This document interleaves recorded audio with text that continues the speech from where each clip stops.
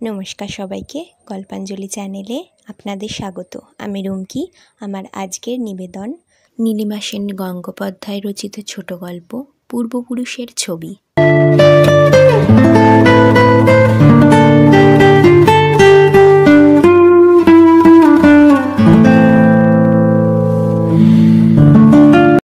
বিষ্টু কাকার সাদার্ন এভিনিউয়ের 13 তলার ফ্ল্যাটে চা তৈরি করছিলুম। দর্জিপাড়ার 3 মহলা গোলক ধাঁধার মতো বাড়িতে অন্ধকার প্রকাণ্ড রান্নাঘর থেকে সিমেন্ট খোবলানো উঠোন পেরিয়ে 3 তলায় যে চা আসত, তাতে গুচ্ছের মিষ্টি দেওয়া আর আধ ঠান্ডা। বিষ্টু কাকা নিজের ফ্ল্যাটে এসে চায়ের সাজ সরঞ্জাম পাল্টে দিয়েছেন। চা ঢালতে না ঢালতে এলিসের জন্য রচিত কম্পোজিশনের প্রথম কলিটি কলিং বেলে ধ্বনিত হলো। রাধানাথ দরজা খুলে দিল। ঢুকলো হ্যারি অ্যান্ড ড্যাশ কোম্পানির হরিদাস। ঠাকুরদার আমলে খাজাঞ্চি কালিদাস মাইতির ছেলে হরিদাস। দর্জিপাড়ার সিঁড়ির ঘর আর মামার বাড়িতে মিলিয়ে বড় হয়েছে। প্রিউ পড়তে পড়তেই ব্যবসায় নেমে পড়েছে। হরিদাস বাঙালি কুলের মুখ উজ্জ্বল করেছে। লক্ষ্মীর সঙ্গে একটা প্রত্যক্ষ সম্পর্ক পাতিয়েছে। মাঝে অনেক দিন হরিদাস আসেনি। লোহালক্ষর ভাঙা গাড়িটারি নিয়ে হরিদাসের ব্যবসা শুরু হয়েছিল, তারপর ঠিকেদারি। মাঝে মাঝে দর্জিপাড়ায় আসে জেঠিমার পায়ের ধুলো নিতে। বিষ্টু কাকা বলেন, হরি, তোর ব্যবসা চলছে কেমন? আগে ওই একরকম আপনাদের আশীর্বাদে কোনো রকম চেষ্টা চরিত্র করে একখানা সেকেন্ড হ্যান্ড ফিয়েট কিনেছি। বিষ্টু কাকা তখন কোম্পানির গাড়ি চড়তেন।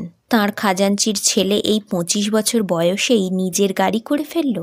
হ্যাঁ, প্রশংসার কথা বটে। গলায় নিঃশ্বাস আটকে বললেন, কথায় বলে পুরুষস্য ভাগ্যং। বিনয়ে মাখামাখি চকচকে মুখ হরিদাসের হাসিতে উদ্ভাসিত। বিষ্টু কাকার মতো পুরুষের ভাগ্যে মার্কেন্টাইল ফার্মের চাকরির জন্য ও লজ্জিত। বিষ্টু কাকা এখন দক্ষিণ কলকাতার ফ্ল্যাট সাজিয়েছেন। দর্জিপাড়ার 4 তলার গুদম ঘর থেকে অ্যান্টিকে পেট মোটা চিনে ভাস, কাজ করার উপর ফর্সি আর টি সার্ভিস বার করে এনে হারানো শৈশবের গন্ধ শুকছেন। হ্যারি অ্যান্ড ড্যাশ কোম্পানির হরিদাস ফুরফুরে পাঞ্জাবিতে উডস অফ উইন্সের গন্ধ ছড়িয়ে এসেছে। বিষ্টু কাকা বললেন, বসো হরিদাস, অনেক দিন পরে এলে। সেই ছিলে বছর 8 আগে।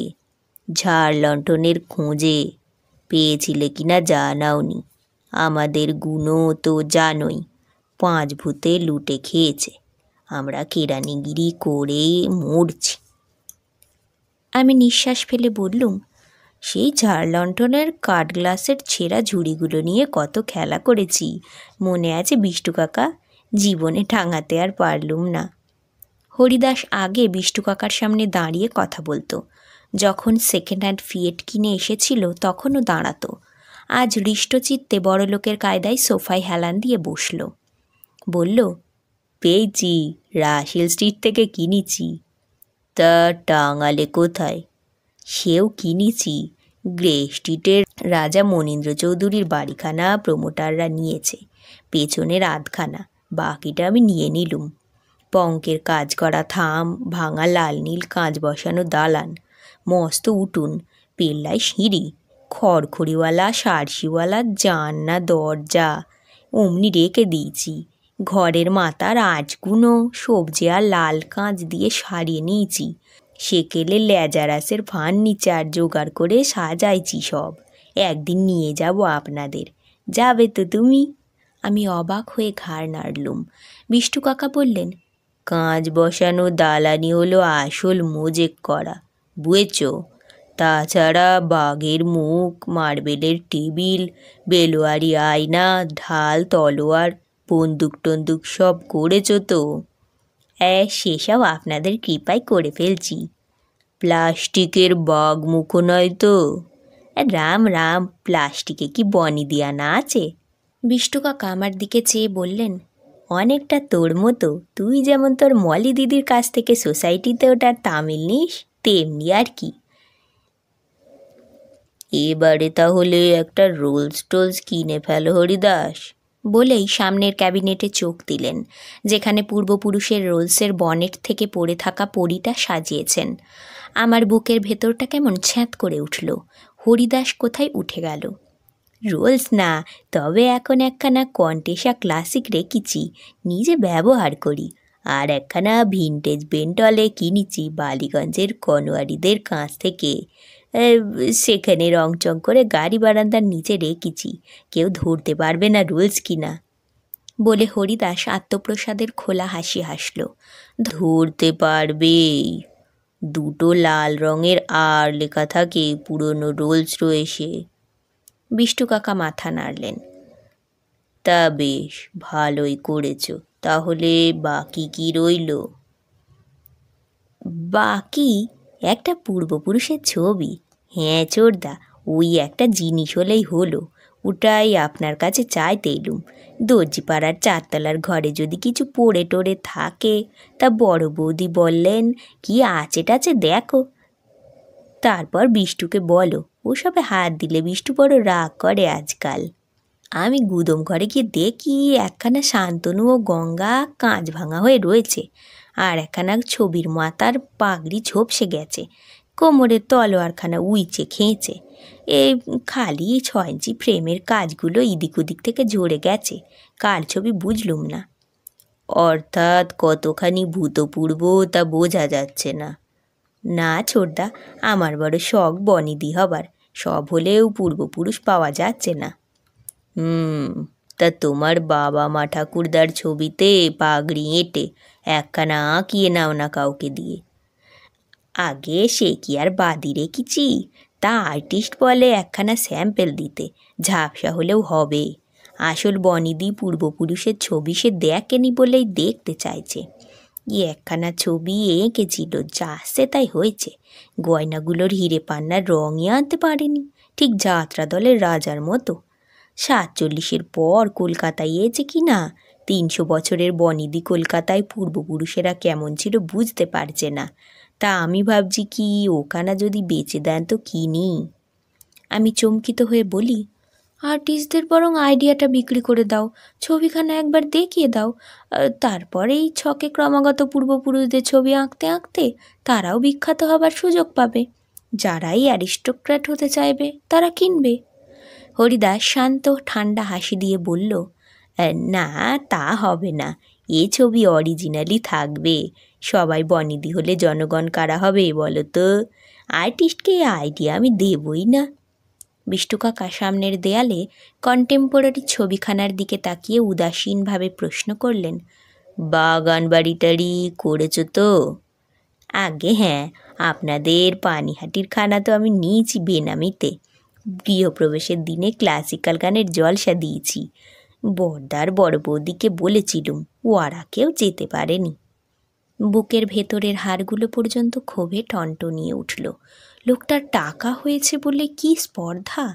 বিষ্টু কাকারও যেন গলা শুকিয়ে গেছে। বললেন, তাই নাকি? তাহলে রক্ত টক্তও পাল্টাতে হয়?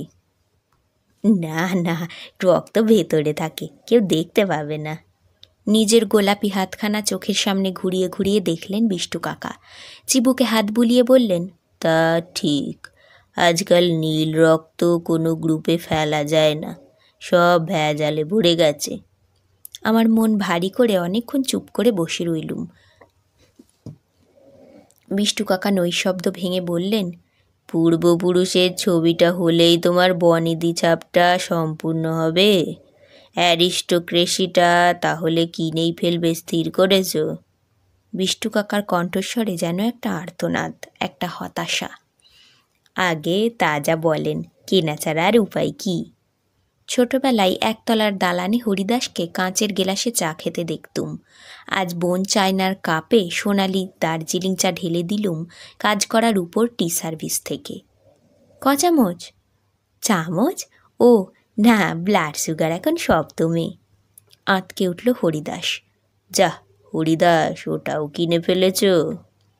আগে এসব তো কিনতে পয়সা লাগে না, কিন্তু পূর্বপুরুষের ছবিখানা কিনতে যা লাগবে তাই দেব। ভালো দাম পেলে দিয়ে দাও না বিষ্টু কাকা। কার ছবি কপুরুষ আগেকার তা তুমি নিজেও জানো না। এই ভাঙাচোরা জিনিসগুলো রেখেই বা কী করবে? গুদাম খালি করার দায়টা জ্যাঠামশাই তোমার উপরেই ছেড়ে দিয়েছেন তো। বড় বড় অয়েল পেন্টিংগুলোর একখানাও নেই, সব উইয়ে খেয়েছে। মা কিছু কিছু শিশি বোতলকেও বিক্রি করেছেন। ছবির ফ্রেমে কারুকার্য খসে যাচ্ছে। যাকে তুমি চেনো না, নিজের ফ্ল্যাটেও খাতির করে সাজাওনি, ভূতের বোঝা বয়ে কি হবে? যুক্তিপূর্ণ কথা বলে আমি বিষ্টু কাকার অনুমোদন পাবার চেষ্টা করি। তবেই বলুন, উদ্গ্রীব হয়ে বলল হরিদাস। বলেন তো, টাকাটা আমি ক্যাশই দেব। ক্যাশ? টাকা মানে কালো টাকা? বিষ্টু কাকার কথায় ব্যঙ্গ। হরিদাসের মোলায়েম হাসি। আগে ছোটদা, ফর্সা টাকায় কি হবে? ফর্সা টাকায় বনি দিয়ানাই ফর্সা হয়ে যায়। পূর্বপুরুষের ছবির ঘুণ এতক্ষণে বিষ্টু কাকার হৃদয়ে সংক্রামিত হয়েছে। রূপোর ফর্সির নল হাতে তুলে নিয়ে চায়ে চুমুক দিলেন আলতো করে। সোফায় কাত হয়ে পরাজিত রাজ্যচ্যুত রাজার মতো ব্যথিত কণ্ঠে বললেন, না, কিছুতেই না। ওই পূর্বপুরুষের ভূতটা যদি একেবারেই চলে যায়, তাহলে আর কিছু থাকে না রে। ওই ভূতটাই যে আমার সম্বল। আজকের গল্প এখানেই শেষ। গল্প পাঠ ভালো লাগলে অবশ্যই একটা লাইক দিয়ে যাবেন, আর আমার চ্যানেল গল্পাঞ্জলিকে সাবস্ক্রাইব করে আমার পাশে থাকবেন। ধন্যবাদ। ভালো থাকবেন সবাই।